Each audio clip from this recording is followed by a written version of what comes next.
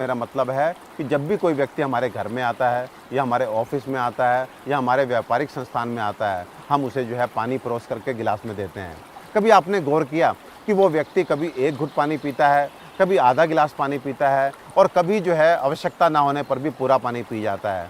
आपको जान के हैरानी होगी कि एक घुट पानी आदमी पीकर छोड़ देता है तो केवल बचे हुए पानी की बर्बादी नहीं है, उस पानी को शुद्ध करने में हमारे जो आरओ है उसने कितना पानी बर्बाद किया है। बाकी वो गिलास उठ करके वापस से सिंक में जाता है और फिर से उसकी धुलाई में कितना पानी खर्च होता है।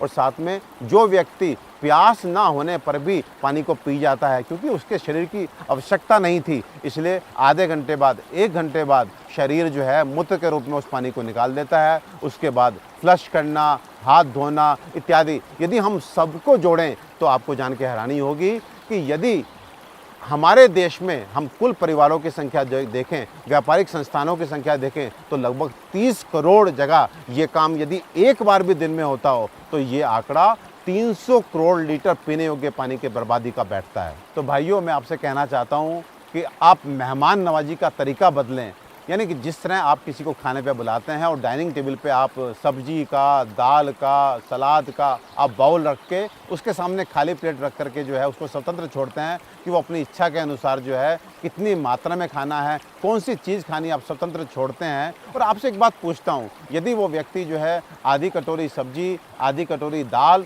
और थोड़ी सी रोटी अपनी प्लेट में छोड़ करके उड़ जाता है तो आपको कितना बुरा लगता है, केवल इसलिए कि थोड़ी मेहनत आपकी लगी है, थोड़ा पैसा आपका लगा है। लेकिन पानी को लेकर के लिए मैं आपको ध्यान दिलाना चाहता हूँ, जब कोई व्यक्ति एक घुट पानी पी करके बाकी पानी को छोड़ करके टेबल से उड़ जाता है तो ना उसको बुरा लगता है ना आपको बुरा लगता है। मुझे लगता है कहीं ना कहीं हम पानी के लिए पे नहीं कर रहे हैं, आज हम पानी के लिए तरस नहीं रहे हैं, तो इसलिए पानी की बर्बादी हमें दुख नहीं दे रही है। लेकिन सचेत करना चाहता हूँ कि वो दिन दूर नहीं जब बूंद बूंद पानी के लिए हम लोग तरसेंगे। तो अतिथि सत्कार यानी कि मेहमान नवाजी का तरीका बदलें, पानी की बंद बोतल और साथ में गिलास अतिथि के सामने रखें और उसको अपनी इच्छा अनुसार पानी की आवश्यकता है कि नहीं आवश्यकता है, कितनी आवश्यकता है, उसके लिए स्वतंत्र छोड़ें।